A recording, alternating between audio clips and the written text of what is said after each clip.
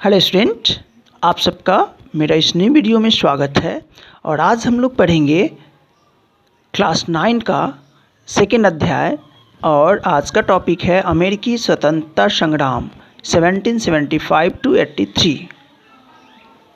Student, अमेरिकी स्वतंत्रता संग्राम का यूरोप की क्रांति में महत्वपूर्ण स्थान है। अमेरिकी स्वतंत्रता संग्राम जो कि विश्व इतिहास में महत्वपूर्ण स्थान रखता है। और अमेरिकी स्वतंत्रता संग्राम, यूरोप की क्रांति, जैसे आपने पढ़ा होगा फ्रांस की क्रांति, ये सब जो है बहुत बड़ा भूमिका निभाया अमेरिकी स्वतंत्रता संग्राम। जितनी भी क्रांतियाँ हुई विश्व में, वहाँ पे जनतांत्रिक शासन प्रणाली का यह सबसे बेस्ट उदाहरण है। इसने विश्व को प्रथम लिखित संविधान भी दिया, यानी कि अमेरिका स्वतंत्रता संग्राम, यूँ कह सकते हैं कि यहीं से लोकतंत्र का जो है ना बहुत तेज़ी से विकास हुआ। और विश्व में जो लिखित संविधान का प्रचलन स्टार्ट हुआ वे अमेरिकी स्वतंत्रता संग्राम से ही स्टार्ट हुआ। और आप सबको तो पता ही होगा कि संविधान क्या है। तो संविधान एक कानूनों का संग्रह है। संविधान कानूनों का संग्रह है जिसके अनुसार सरकारें शासन संचालन करती है। अमेरिका में उपनिवेश की स्थापना।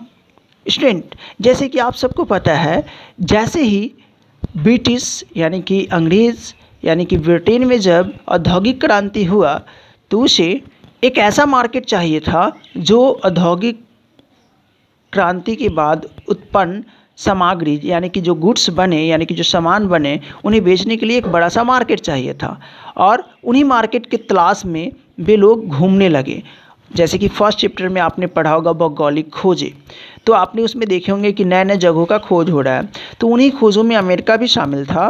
और अमेरिका का पता जो है कोलंबस ने लगाया था। किसने लगाया था? कोलंबस ने। 1451 टू 1506 कोलंबस का टाइम ड्यूरेशन है। इनका जन्म हुआ था और इनकी इतने में मृत्यु हुई थी। और इन्हीं के प्रयासों से एक अमेरिकी वेस्पुची नाविक था जो कि फ्लोरेंस का रहने वाला था। क्रिस्टोफर कोलंबस और अमेरिकी फ्लोरेंस का नाविक अमेरिकी वेस्पुची, जिनका जन्म 1454 ईस्वी में हुआ और मृत्यु 1512 में हुआ।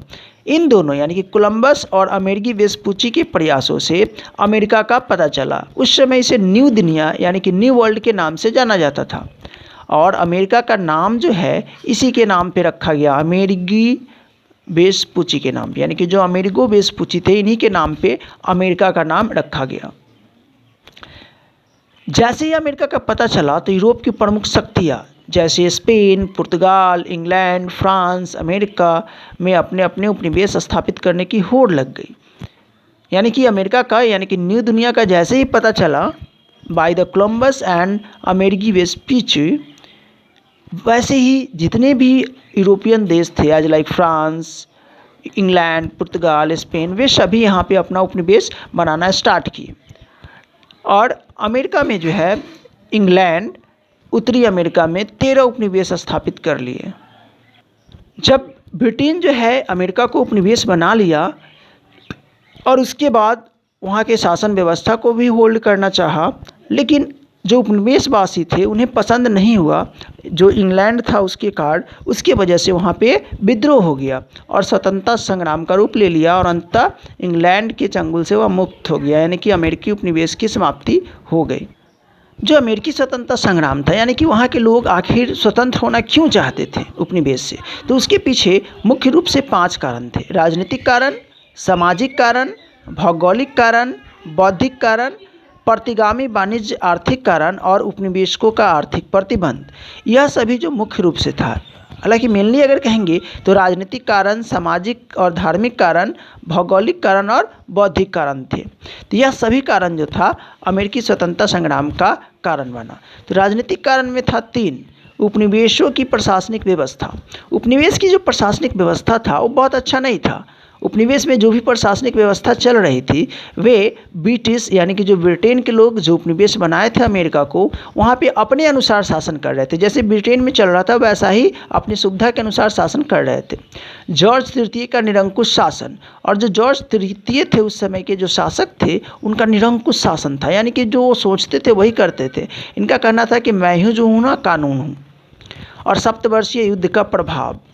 सप्तवर्षीय युद्ध जो है इंग्लैंड और फ्रांस के बीच हुआ था, जो कि 7 वर्षों तक चला था, और इसमें जो बहुत सारे पैसे लगे वो सभी पैसे अमेरिकन लोगों से ही लिया गया, जिसकी वजह से वहाँ की हालत बहुत ख़राब हो गई। तो यह राजनीतिक कारण थे 3। पहला, उपनिवेश की प्रशासनिक व्यवस्था खराब हो जाना, जॉर्ज तृतीय का निरंकुश शासन होना और सप्तवर्षीय युद्ध का प्रभाव। दूसरा कारण था सामाजिक आर्थिक कारण, जो कि अमेरिकी स्वतंत्रता संग्राम का कारण बना। इसमें थे 4। सामाजिक संरचना में अंतर, यानी कि जो ब्रिटिश का सामाजिक समाज था और जो अमेरिका का समाज था वे दोनों में डिफरेंसेस थे, लेकिन ब्रिटिश जो है अपने अनुसार करना चाहते थे सब कुछ। मध्यम वर्ग का उदय, साथ ही साथ यहाँ पे मध्यम वर्ग का भी उदय हुआ और यह बहुत बड़ी भूमिका निभाया स्वतंत्रता संग्राम में। तीसरा था स्वतंत्रता एवं आत्मविश्वास की भावना, लोगों में स्वतंत्रता के लिए जागृति जग गई और उनमें आत्मविश्वास की भावना बढ़ गया। और चौथा था धार्मिक कारण। तो यह जो 4 थे ये सामाजिक आर्थिक कारण थे। उसके बाद भौगोलिक कारण, अगर भौगोलिक कारण की बात की जाए तो ब्रिटेन और अमेरिका का दूरी बहुत ज़्यादा था और यह दूरी भी एक कारण बना कि आसानी से जो है अमेरिकन ब्रिटिश को वहाँ से भगाने में सफल रहे, क्योंकि जो अमेरिकी फोर्स वहाँ पहुँचते थे उन्हें बहुत टाइम लगता था और पहुँचते ही युद्ध करना बहुत मुश्किल कार्य है, क्योंकि बहुत ज़्यादा थकान हो जाता था। यही कारण बना अमेरिकी स्वतंत्रता संग्राम का। और उसके बाद था बौद्धिक कारण। बौद्धिक कारण की अगर बात की जाए तो जो 18वीं सदी था उस समय, यानी कि 17वीं और 18वीं शताब्दी में जो मिडिल वर्ग का उदय हुआ, यानी कि मध्यम वर्ग का उदय हुआ, उसी में जो है ना कई सारे ऐसे थिंकर्स का जन्म हुआ जो लोगों को जागरूक करने लगे और अपने लेखों के माध्यम से द राइट्स ऑफ मैन जैसे लेख के द्वारा लोगों को जागरूक करना स्टार्ट किए और यह भी एक बहुत बड़ी भूमिका निभाई अमेरिकी स्वतंत्रता संग्राम में। उसके बाद था प्रतिगामी वाणिज्यिक आर्थिक कारण। यह भी बहुत बड़ा भूमिका रहा स्वतंत्रता संग्राम का। उपनिवेशों की दयनीय आर्थिक स्थिति था, यानी कि उनकी स्थिति बहुत ख़राब हो गई थी, क्योंकि वहाँ पे बाहर से लोग आकर व्यापार नहीं कर सकते थे और वहाँ के लोग भी जो है अपने मन के अनुसार व्यापार नहीं कर सकते। बहुत सारे पाबंदी था ब्रिटिश गवर्नमेंट के द्वारा, जिसकी वजह से वहाँ के लोग की हालत ख़राब हो गई और अमेरिकी स्वतंत्रता संग्राम का कारण बना। उपनिवेशों का आर्थिक प्रतिबंध, यह सबसे बड़ा फैक्टर था। नेविगेशन एक्ट एवं अन ट्रेड एक्ट, उपनिवेश पर जो आर्थिक प्रतिबंध लगा उसमें नेविगेशन एक्ट और अन ट्रेड एक्ट थे, यानी कि ट्रेड करने के लिए कई सारे प्रतिबंध लगाए गए। आयात निर्यात कानून बनाया गया, यानी कि इसमें भी कई सारे कानून बनाए। स्टाम्प एक्ट बनाया गया, जो भी कार्य होगा वो स्टाम्प के अनुसार होगा, यानी कि ब्रिटिश गवर्नमेंट को टैक्स देकर किया जाएगा। इम्पोर्ट ड्यूटीज एक्ट, यानी कि कोई भी सामान जो इम्पोर्ट होगा उस पर भी ड्यूटी चार्ज लगेगा। इम्पोर्ट एक्सपोर्ट, एक्सपोर्ट मतलब भेजना, इम्पोर्ट मतलब मंगाना।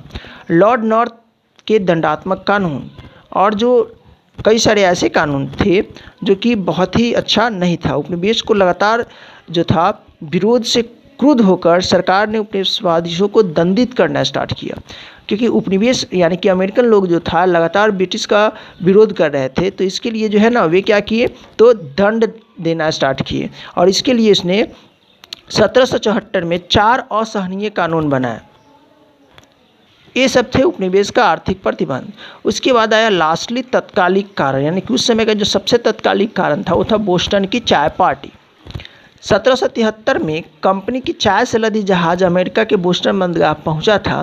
वहां पे उपनिवेशवासी सरकार द्वारा चाय कर लगाए जाने से बहुत गुस्से थे और उन्होंने क्या किया तो जहाज को जो है बंदरगाह पर पहुंचते ही जो वहाँ के नागरिक थे उसे पानी में फेंक दिया और इसी घटना को चाय पार्टी के नाम से विख्यात किया गया। यानी कि बोस्टन जगह का नाम है और चाय पार्टी यानी कि जो चाय से लदा हुआ जहाज आया था सभी पानी में फेंक दिया गया।